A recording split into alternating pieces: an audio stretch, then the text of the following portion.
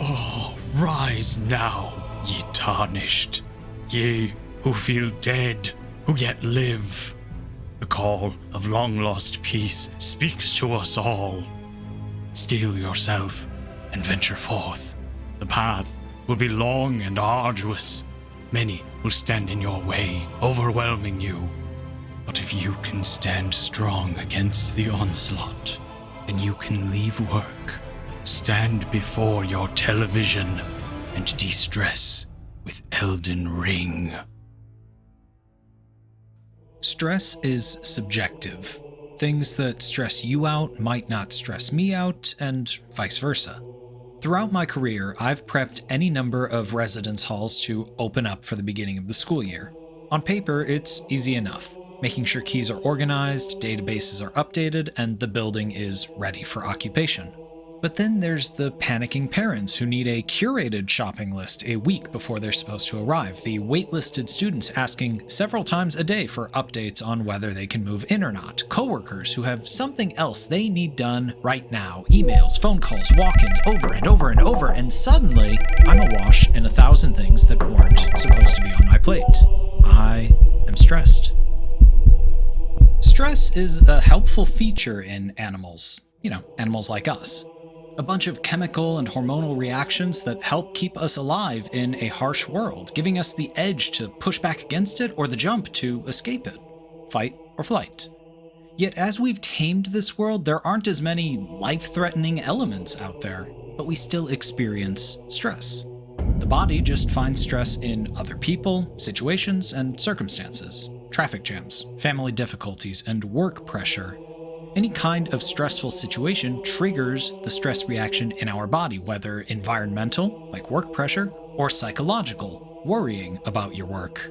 We, the apex monkeys of Earth, have put all of the snakes in a zoo, but we still see snakes out in the world because that's what our bodies are trained to do. Chronic stress pervades and persists in our lives, not letting up like defeating a predator or that predator losing track of us would.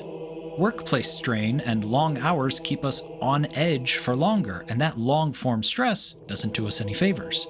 Our little hearts can only take so much stress before they start to feel the effects long-term. High blood pressure, harmful deposits in the arteries, and mentally erring towards anxiety, depression, and addictive behaviors. In fact, the American Institute of Stress has identified job stress as the major source of stress for American adults and not showing any signs of getting better. Nothing says fight or flight like having to be operating at 110% for 8 or more hours out of the day.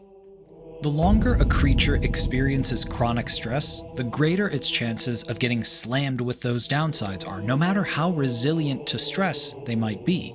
A river, in time, will even break down stone. In order for a creature to stay healthy, one needs to minimize chronic stress, maximize the resting zone of low or no stress, and optimize the short-term or fight-or-flight stress response so that it is mounted rapidly and robustly when needed and shut down immediately after the cessation of stress. For me, opening season has always been a focal point of stress.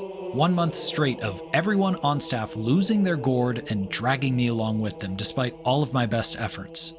Granted, there are any number of recommended ways to mitigate stress: getting enough sleep, meditating, physical activity, healthy eating, etc.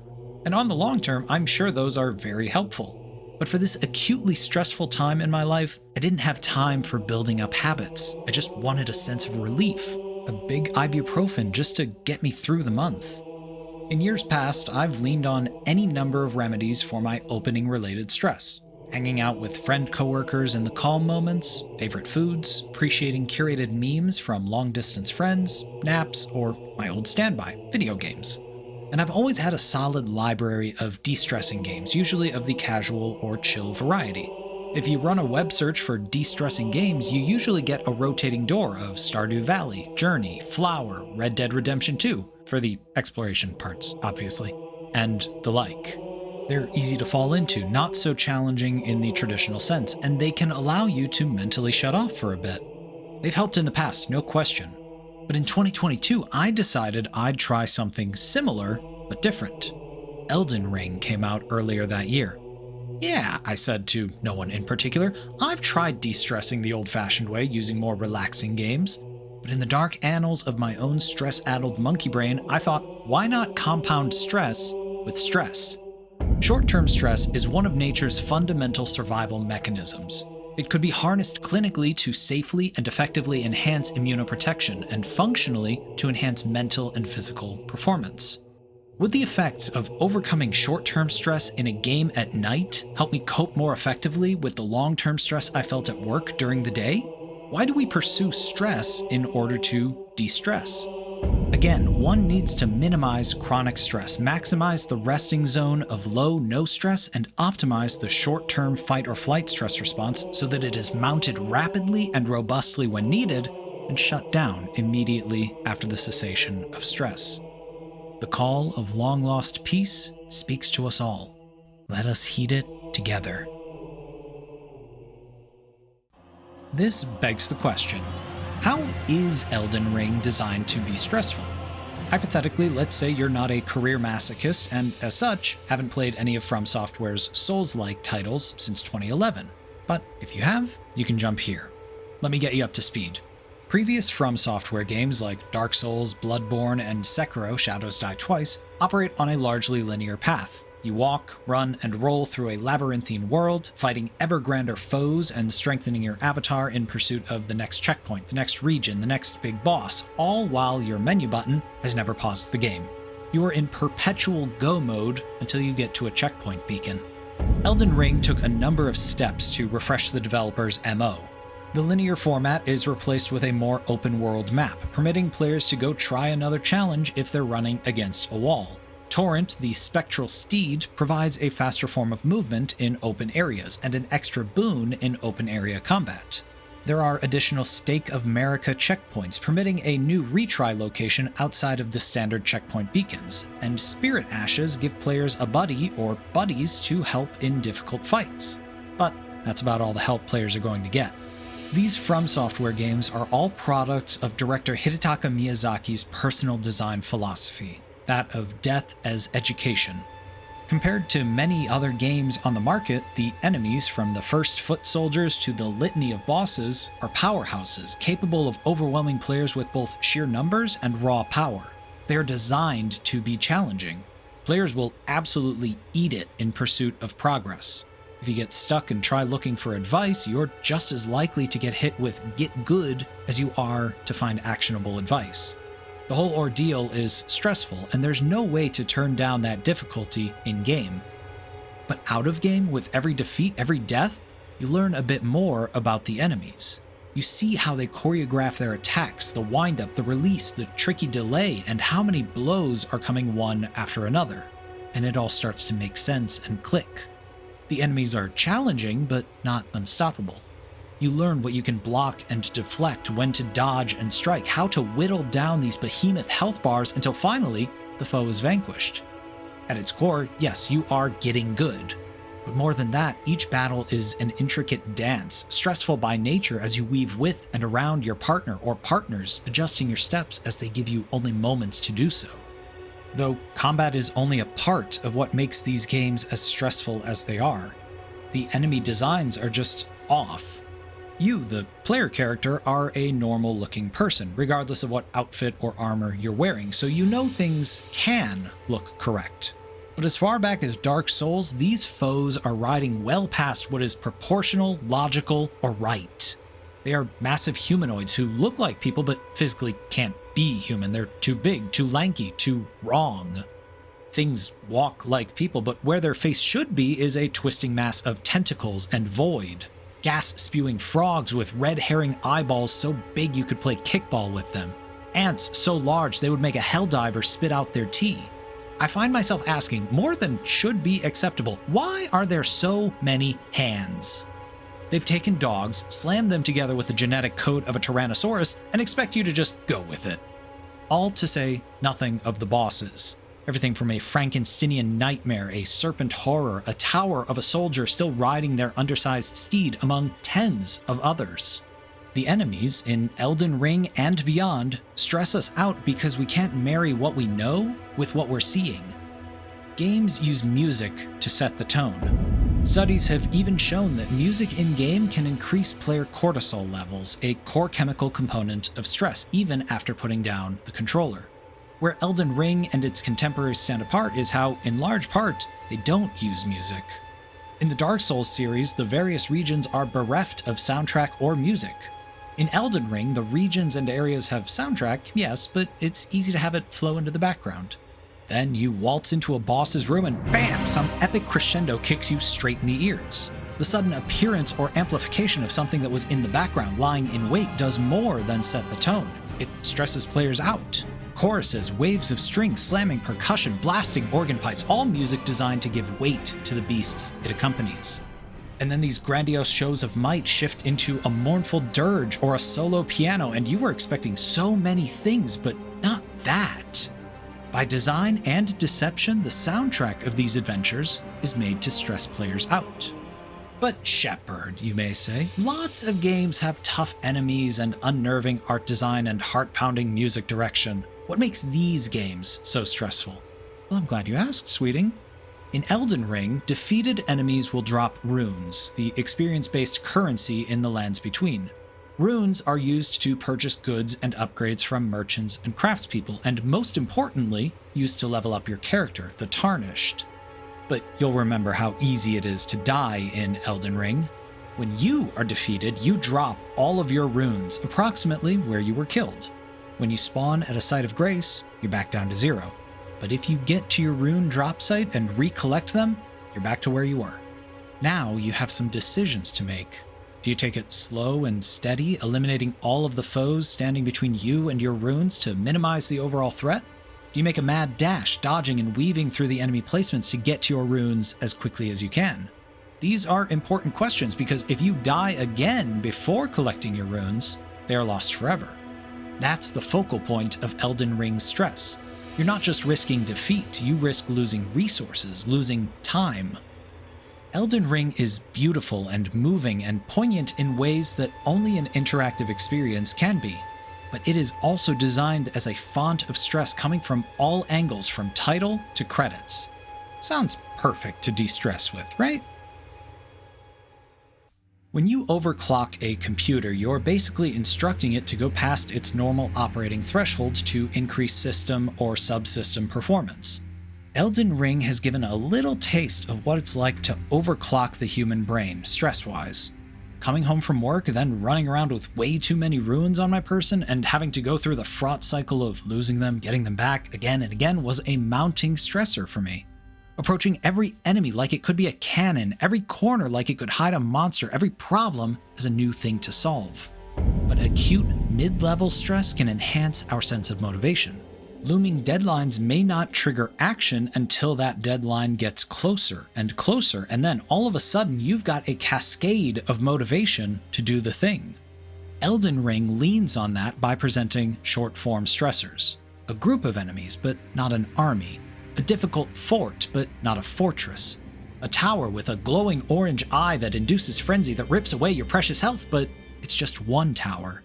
I can experiment, find new angles to run up on it, find out where the glowing eye won't affect me, and, in time, beat up the cultists at the top, spawning the terrible eye. It's a lot, and these situations demand your full attention, but you can still take it. You can compound one stress with another because, in the moment, it doesn't feel overwhelming. To that end, let's talk about anticipatory anxiety. Anticipatory anxiety is knowing you will experience anxiety and practicing managing it without having to stick with it for lengthy periods of time. You can find this played out in games like Crocodile Dentist or Jenga or musical chairs. You know the jaw will snap closed, the tower will fall, and the chairs will decrease, and you plan accordingly. In Elden Ring, you know, or quickly find out, how difficult the game is, and to approach its challenges cautiously. You know enemies will be difficult, your runes will be lost on death, and that anything can jump out at you. Anticipating all of that makes the stress a bit more manageable, same as you can plan to overclock a computer by preemptively installing cooling systems. You plan for overclocking a computer by installing parts and counterweights. Overclocking a person is a matter of practice. Moderate stress can benefit the body and mind, improving cognitive function and boosting resilience.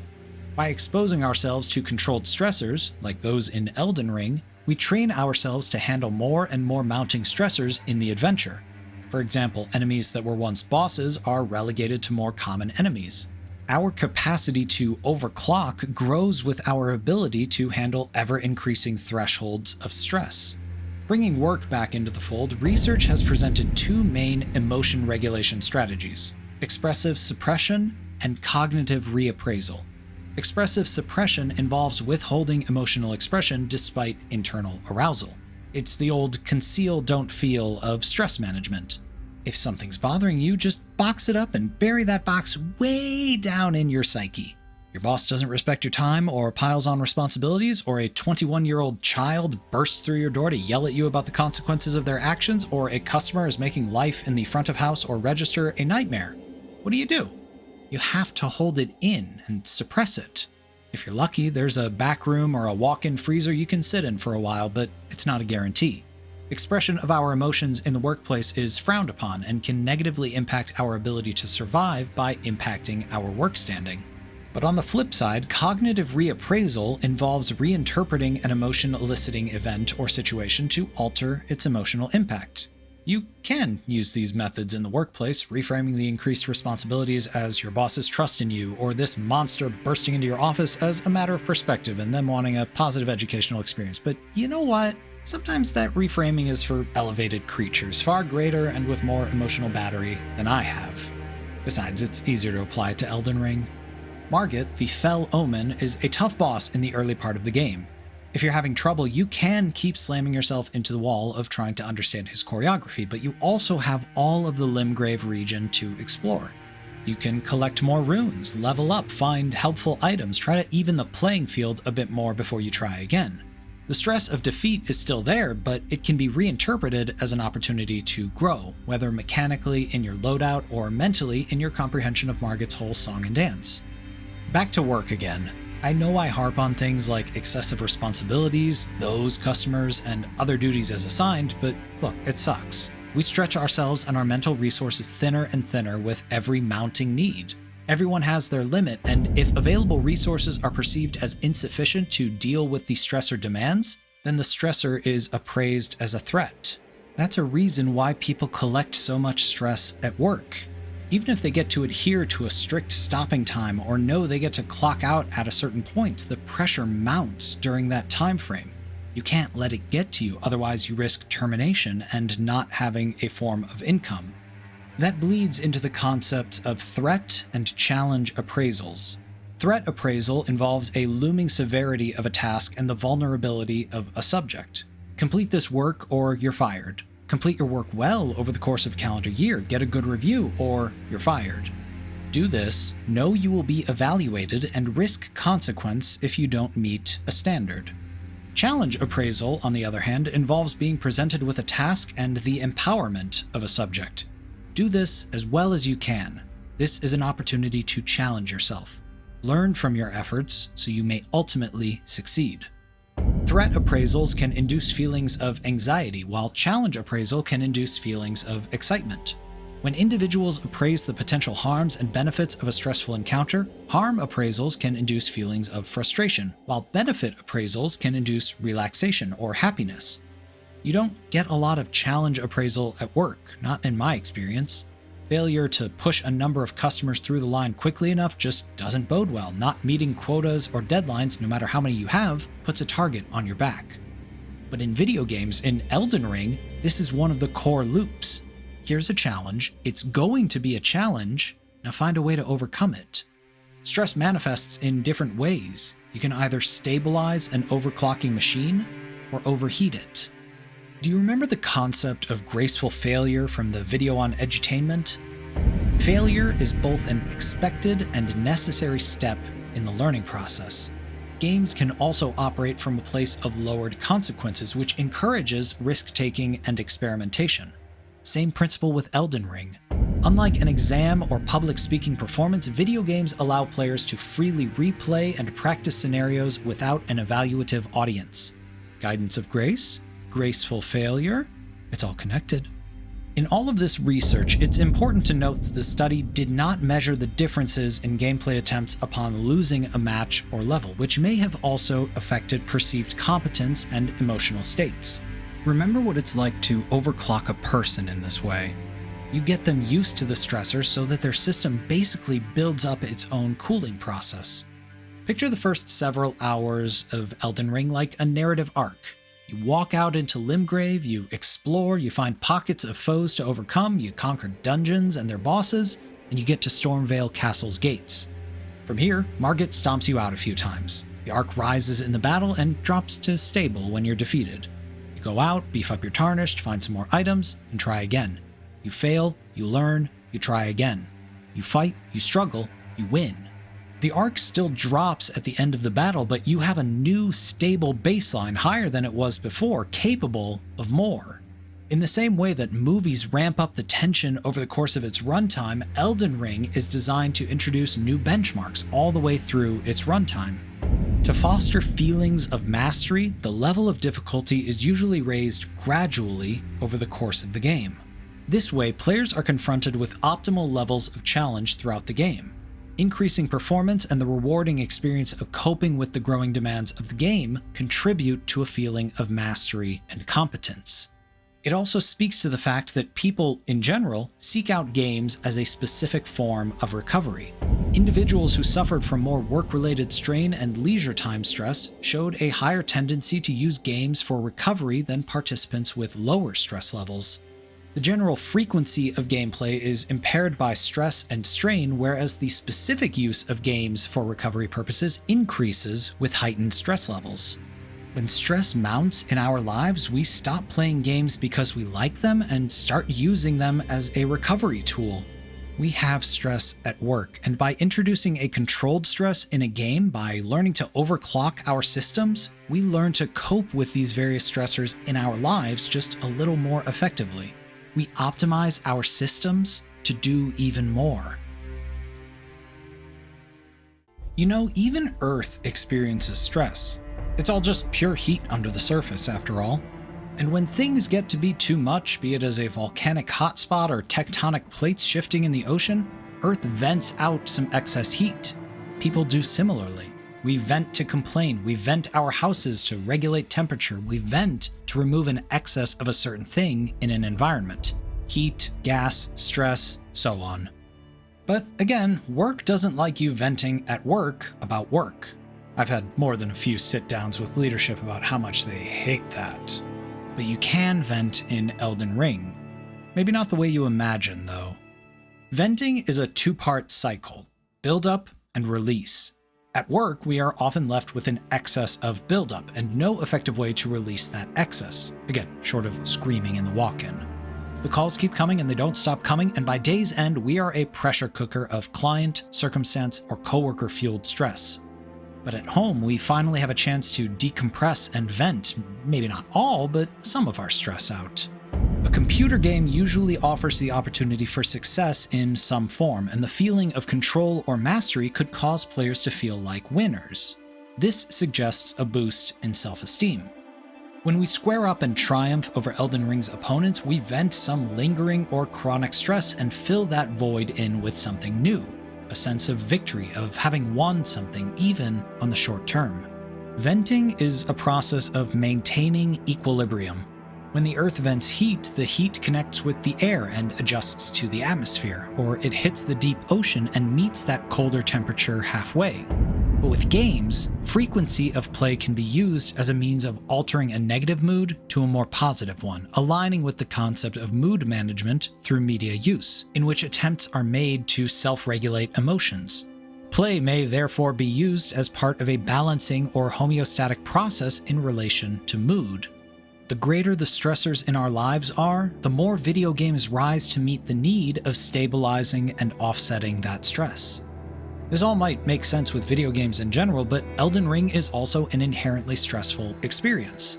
That said, with Elden Ring's brand of stress, the venting cycle can recur several times over the course of a single play session. Hormesis describes a specific relationship to an environmental agent. Low-dose amounts of the agent have a beneficial effect, and high-dose amounts have a detrimental effect. Use oxygen as an example. We know that all animals, humans included, need oxygen to function. We take in a relatively small amount of oxygen when we breathe, but that's enough. The low dose has the benefit of cycling cellular respiration in our bodies, but an excess of oxygen leads to oxygen toxicity, causing disorientation, breathing problems, and vision changes. Too much of a good thing can become a bad thing. On the flip side, a controlled amount of a bad thing, like stress, can be a good thing. Short-term stress training may elevate positive mood and make us less vulnerable to feeling anxious or depressed when stressful things happen in our lives. It's improving the venting cycle. It's not an all-at-once process, but it helps players to vent more at a time and replace it with less stress. You can argue that simply by knowing the release part of the cycle is inevitable instead of just feeling like it's all perpetual buildup a la work, it makes the buildup more tolerable. Think about Elden Ring proper. There are short-term vents in leveling up. You fight waves of enemies or a few big enemies to gather runes, rinse, repeat, build up, and then you have enough. You spirit away to a site of grace, pop a squat, and level up. Release. You see a cool building in the distance or a seemingly important structure on your map. You mark a waypoint and head that way, fighting whatever stands in your way. Build up, build up. You get to that location, discover the truth, maybe a helpful item or a surprising enemy ambush. Regardless, you get the release of reaching your destination. A long-form venting cycle is the massive golden Erd tree, its golden trunk towering tall over the entire map from your first step into Limgrave. You behold the Erd tree, so splendid and beautiful, and you think, yeah, I'm gonna touch that tree. You fight, you struggle, you crawl, you roll your way through everything the lands between have to throw at you, inching closer and closer, build up, build up, build up, and then you get there. It might not be what you expected, but you got to the Erd tree. Release. Catharsis, more popularly seen in storytelling and theater, is the act of building up negative emotion in an audience, often in tragedies or other sad stories, with the intent to release those feelings with the end of the story. Catharsis theory, coined in the 1970s, suggests that aggressive play will provide a socially acceptable way of releasing aggressive tendencies within the context of a fantasy world, thus making real aggressive behavior in the real world less likely. Playing aggressive games was said to be a means of letting off steam and did not appear to enhance aggressive tendencies after such play or show that such play could increase aggressive behavior. Elden Ring is designed around the cycle. Same as you can invoke emotions in a play, film, or narratively focused game, you build up certain emotions with intent to release them. Elden Ring just spins that cycle more rapidly than other media. Furthermore, it gives an outlet to vent stress we're experiencing out of the game. In the lands between, our problems can be beaten up with a sword or a hammer or a magic blue missile barrage, while at work we must cope with that buildup. We seek outlets and release because it can be so hard to find it at the source of our stress. This is all well and good, but the outcomes have been largely positive. You level up, or you beat your enemies, or you reach your destination. Failure remains a core element of Elden Ring. How does the venting process work with that? The same, but different. Take, for example, the boss fight with General Radahn, Shardbearer of the rot-infested Caelid region.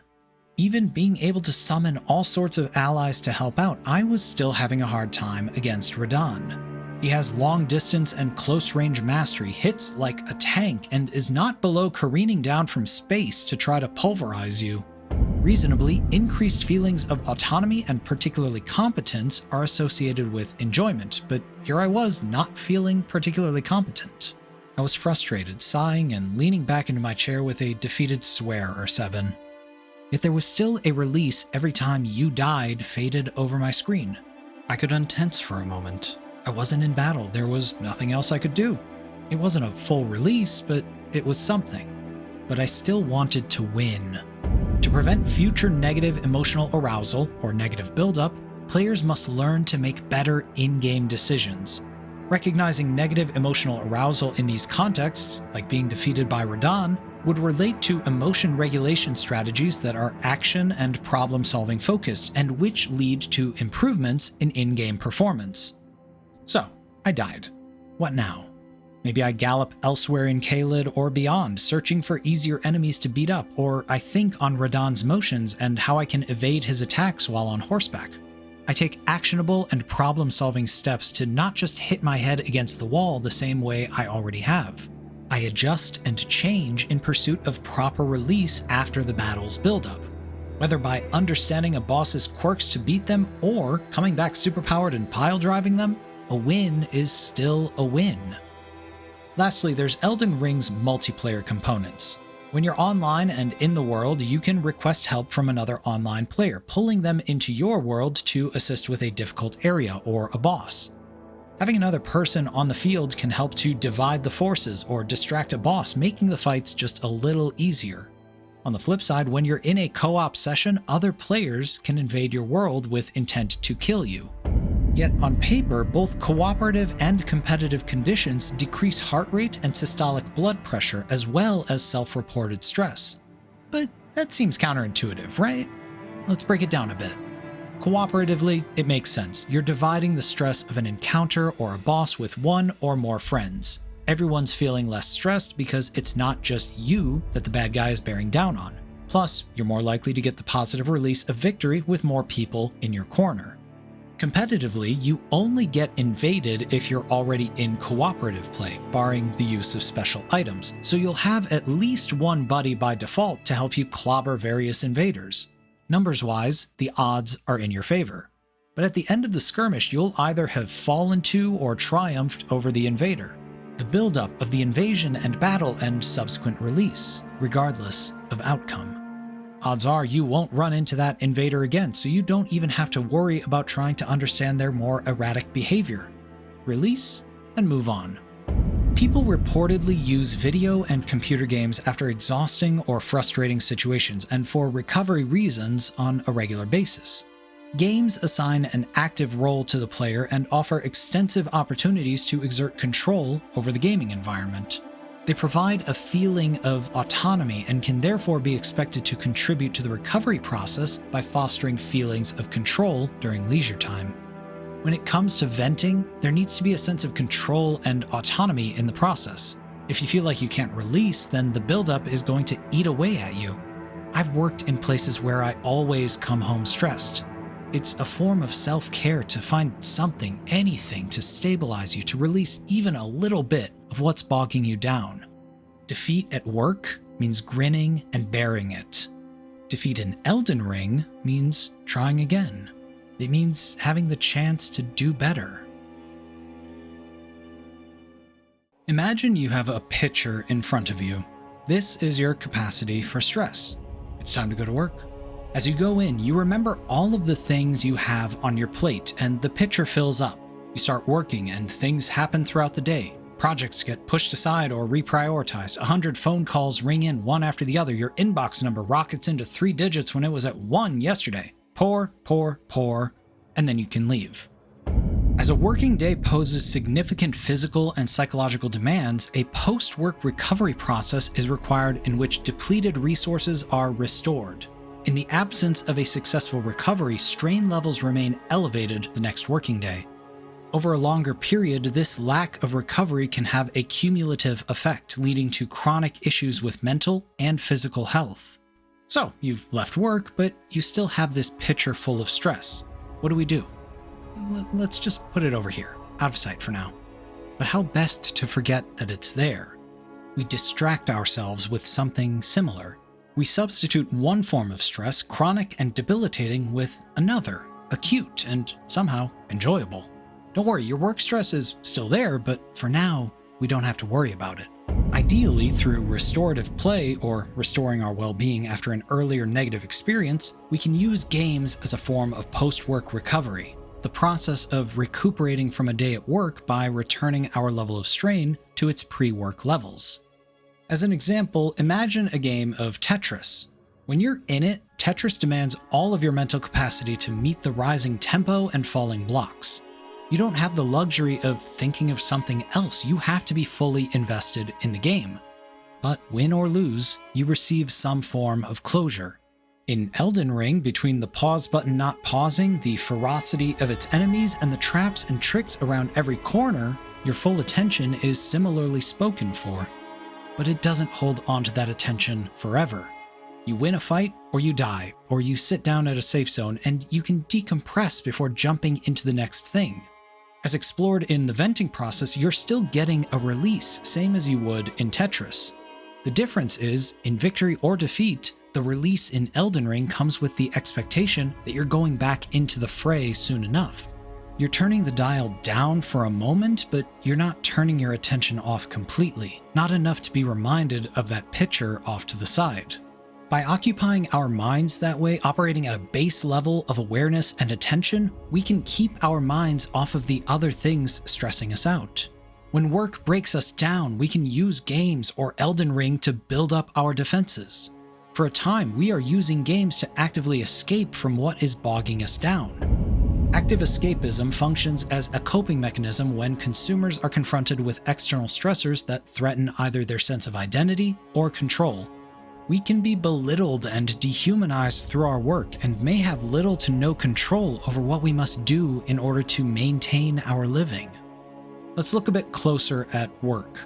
While we may not be able to hook up a PlayStation or Xbox to run Elden Ring, and installing Steam on a workplace computer might be frowned upon, the explosion of mobile games has made bathroom breaks more enjoyable for years. But instead of feeling like we need to hide that gameplay, what if it could be sanctioned and used as a tool, as a useful distraction to help refocus the mind? Studies that examined mood and stress noted significant improvements after playing casual video games when compared with a passive break, surfing the web, or a relaxation activity. When given the chance, games can distract us and occupy our whole mind. That's not a bad thing that management and corporate might perceive it as. It's an opportunity. When we allow our minds to wander in distraction, we still acknowledge our responsibilities, the picture just out of frame, but are not actively engaged with them. When we give ourselves the chance to actively step away from a problem, not passively like burying your face in your hands for a moment before diving back in, we give our mind time to make sense of all the nebulous information the task at hand has going for it. While we zero in on some match 3s, our brain is still working in the background, making connections, running hypotheses, and every so often one of those hypotheses clicks. That revelation comes about through our ability to wander, to constructively distract ourselves from the immediate problem. Conversely, distraction can be a purely survival-based approach. Individuals with high levels of work fatigue are expected to have a stronger recovery experience when playing games, and show a higher tendency to play games during working hours than individuals with lower levels of work-related fatigue. It's all in the workplace, in the source of the stress itself. Is the stress manageable and challenging, or is it chronic and debilitating? Are you matching 3 at your desk to try and solve a problem, or on the toilet as you try to quash down quitting on the spot? If you're in the latter, then it makes sense that higher levels of work-related fatigue were related to higher levels of recovery experience during gameplay, as well as a higher tendency to play games at the workplace. The need for us to maintain our standing forces us to use escapism or detachment instead of avoidance. We can't fully remove ourselves from the stressors because we have to acknowledge that they'll be right back on our plate next shift, but we can set them aside for now. While other forms of emotion-focused coping relieve stress through psychological avoidance, active escapism provides the benefits of affirmation and empowerment through projective fantasy and presence, roleplay, and immersion into a mediated reality, respectively. We may not believe ourselves to be tarnished, master of all weapons, and capable of glintstone sorceries, but in this game, we play based on their abilities and skills, not ours. Further, we play according to the lands between, this other reality mediated by rules of its own. Mental disengagement is a key component of recovery. Video games' high degree of interactivity makes games a promising activity for psychological detachment. The content and narratives of games provide the opportunity to take a break from everyday life and to escape stress, problems, and negative affect. Games can significantly contribute to the recovery process by eliciting psychological detachment. It's never been about ignoring our stressors. It's about learning to live with them. That's a huge reason why people use games as a form of recovery. Whether in response to work or other stressors, individuals are motivated to play video games that satisfy psychological needs of autonomy, competence, and relatedness, all of which can be called into question or threatened at work. That brings the stark divide between work and something like Elden Ring to the forefront. They are both stressful. The difference is in their instruction method or how people are told to approach a task, as a threat or as a challenge. Threat instruction dictates that a task is mandatory and that subjects' efforts will be evaluated. With work, in order to continue surviving in our society, you must earn your pay. You earn your pay by performing mandatory tasks, and you will be evaluated on those tasks both short and long term, be that in the tips you receive or at review, which dictate your ability to continue working to continue surviving in society. We do what we are told because we have to. Challenge instruction, however, says that a task is just that, a challenge, something for you to attempt with the best of your abilities to ultimately meet and overcome. The Queen of the Full Moon explodes a tiny magic moon in your face, killing you. Get back up and try again, or search for more power to even the field. Rise to the challenge not because you have to, but because you can. Imagine having a task in a video game, like defeat Godric the Grafted, and having different groups given different instructions on how to approach that task. Participants who received threat instructions reported more negative emotions such as frustration after gameplay, likely because of the inherently bad vibes surrounding being judged. Under threat instruction, your efforts are for our sake, and if you don't meet our wants, you risk consequences. On the other hand, participants who received challenge instructions reported more positive emotions such as excitement, happiness, or pride after gameplay.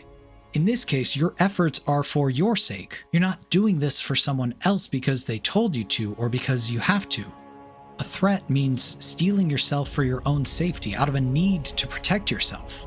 A challenge means rising up to meet it, a chance to prove what you're capable of, to show that you can. In our efforts to find equilibrium, we may give ourselves a form of tunnel vision, concentrating on the elements of our recovery that contribute to achieving balance. What our primary stressors deprive us of, we seek through recovery. The effort recovery model suggests that working days lead to load reactions, such as fatigue, which are reversed when an individual is no longer exposed to work demands. Psychological detachment refers to an individual's ability to mentally disengage from the demands of work, whilst relaxation refers to a state of low activation and positive affect that occurs as load reactions recede. There are many games that line up with the more relaxing elements, or even experiences in Elden Ring that can feel relaxing. But I believe Elden Ring's strength comes from the sibling theory, the conservation of resources, stating that individuals are motivated to obtain, retain, and protect their external and internal resources through the use of mastery and control. Mastery refers to opportunities for challenge and learning that are not related to work and provide feelings of accomplishment, like defeating a boss or leveling up after a combat gauntlet. Control refers to an individual's ability to choose between one or more potential actions and confers a sense of self-efficacy and competence, changing your build to match a threat or galloping elsewhere in the world to pick a different fight. Additionally, in this study, high challenge experiences were beneficial for achieving a feeling of mastery.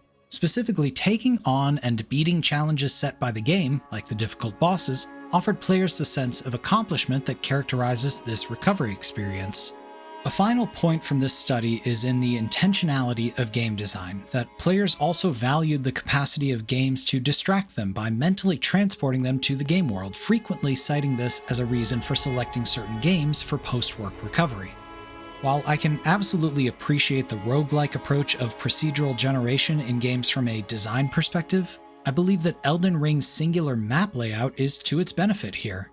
The Erd tree is constant, changed only as you move closer or further from it.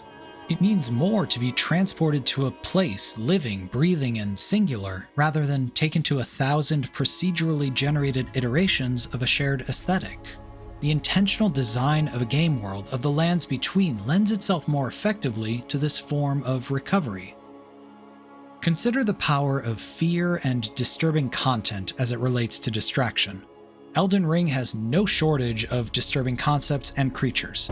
Strange things, the monstrous or weird according to Lutheran theologian Rudolf Otto, fascinate us because they evoke quasi-religious dread and desire, but we also pursue that which disturbs us because we desire to control it. Through deliberate exposure to the things we fear, we acclimate ourselves to them. Such monsters represent the irrational, the repressed, and the wholly other. Horrific games are part of an economy of social and psychological salvation, engaging our fears and anxieties and providing us with opportunities to master them. The chance to voluntarily grow from an experience, to take on the stress of our own volition, is to our benefit. Games are a distraction from the fact that there are some battles in our lives we cannot win, nor even fight. The stressors in our lives, work, relationships, etc. exist more as shadow creatures bombarding us at every turn while we can do precious little to fight back. Faced with physical and psychological dangers, human beings imagine them as monsters and seek to master them. Thus, horrific encounters with the monstrous are part of an economy of psychological distress and comfort. In those encounters, we engage the unknown and uncanny that permeates our world. Games give form to monsters, an intentional thing to fight and defeat, providing a sense of control where it would be denied in the real world. Let's revisit the gameplay loop of Elden Ring, fighting, dying, and trying again, even amongst strange and twisted foes. The compulsion to relive frightening experiences is part of player preferences and design necessity in video games. Players repeatedly return to dangerous areas or battle monsters that killed them previously. This is generally necessary for progress in games, but to some extent it is also a deliberate player choice to make the game challenging. Again, player choice is what allows us to use something like Elden Ring as an effective means of stress recovery. Our fears and stressors can become manifest, something that we can approach, confront, and quantifiably overcome. Elden Ring goes a step further through its own stress-inducing mechanics. The horrific experience of video games, and hence their cathartic appeal, emerges when a game produces a constant level of anxiety in players while allowing the players to act on it. Elden Ring is designed to be stressful, but it gives you a fighting chance against its monsters. In the end, it's all about agency and confrontation. Stress builds up at work because we feel powerless to enact change that would prevent the cycle of stress. So we find other ways to confront something else that frightens us, but can also be defeated. The demonic and the monstrous appear in pop culture because they represent evil and our fears and anxieties. It is our human nature to be attracted to the horrific and obtain pleasure from encountering it, because this is how we gain a partial and temporary victory over ourselves. When we're distracting ourselves, we still have these pictures of stress. When the stress is in the work picture and I am not actively beset by work's stressors, the stress vaporizes at an imperceptibly slow rate. But in the short term, as I distract myself from work, I take some of that stress and pour it into my efforts in Elden Ring. There, the stress vaporizes more quickly. The pictures are both a part of me and the stress a resource that I can allocate based on my immediate circumstances. However we can make more room in the picture, we will.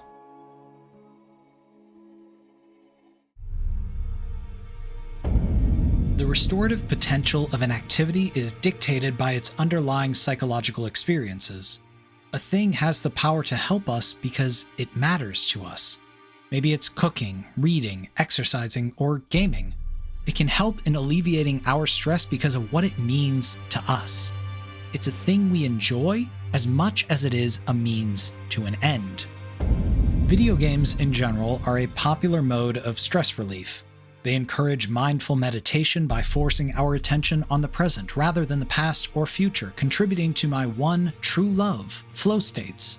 They pepper their experience with small, attainable goals that create satisfying feelings of accomplishment, releasing stress-relieving dopamine into our systems. They allow for some degree of creative expression, be that in character build or equipment, allowing for different ways to approach their obstacles.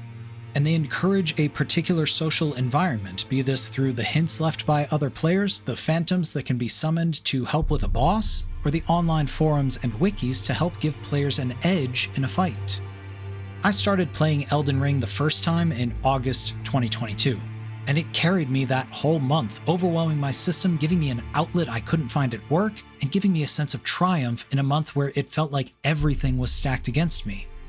But as I stood at the foot of the Erd Tree for the second time, August came to an end. The stress of opening had receded back into normal, albeit so chronic, still harmful, levels of stress. The experience I sought from Elden Ring didn't have the same effect because my circumstances and needs had changed.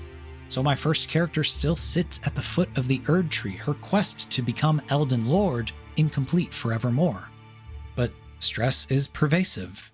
Now the source of my stress is different, but it persists. Chronic stress leads to mental dysfunction, whereas the acute stress reinforces mental abilities such as attention, processing speed, and the decision-making power. In order to stay healthy, one needs to minimize chronic stress, maximize the resting zone of low-no stress, and optimize the short-term fight or flight stress response so that it is mounted rapidly and robustly when needed and shut down immediately after the cessation of stress. Elden Ring provides that recovery, same as it did in the past.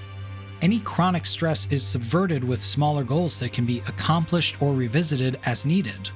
It refocuses my stress into something with more rest between spikes with the build-up release cycle. It gave me the tools to overclock my stress responses, attain victory or defeat, and then cut that particular stressor, all before introducing a new acute challenge. To that end, recovery from work depends on 4 major elements that we've touched on. 1. A psychological detachment from work, mental disengagement from negative reflections on work-related issues, distraction. 2. Relaxation, returning to baseline levels of psychological and physiological arousal, venting. 3. Mastery experiences, building up internal resources through challenging activities during off-job time, overclocking. 4. Control, increasing psychological well-being by experiencing personal control during leisure time. This is just gaming. The attractiveness of playing games to receive release from work-related fatigue is likely to increase in relation to the subjective recovery experience a person associates with gameplay. Of course, that can vary from person to person. Different people might find relief in mindless games or games that are low in challenge. Just the same, there are people who need the challenge, who feel that if an experience isn't meeting their skill level or giving them something to strive for, then they don't get the benefits of recovery. What works for you might not work for me, and vice versa. The stress of my work of opening was looming and overwhelming and out of my control. Elden Ring, vast and difficult as it is, was looming, overwhelming, and in my control. Though daunting in its entirety, its smaller challenges, the dungeons, the regions, the bosses, all led to their own sense of empowerment, of ultimately overcoming something that I could not find at my workplace. Is this whole thing an indictment of the American work system, condemning the fact that we have to devote our time after work to recover from work itself, only to do work again ad infinitum? Probably. But it's also a celebration of what games are capable of. The same as we are changed by our circumstances, games change as well. A single game can be simply a game, a story, or a tool, all depending on what we need, what we're looking for. We seek entertainment, we seek to feel something, we seek relief from what burdens us, and games are capable of delivering. The shadows of our stressors may be long cast, but the light we make from a thing we love can burn it out, even just for a little while. You just have to find the right tool. Maybe it's pushing for a victory royale, or ripping and tearing through waves of enemies, or shaving a precious second off of a speedrun. Or maybe it's steadily dragging yourself towards the Erd Tree, not necessarily because it's fun, but because it is hard. That might be what you need. The things that help you de-stress might not help me, and vice versa. After all, both stress and stress relief are subjective. Find what works for you and take care of yourself out there.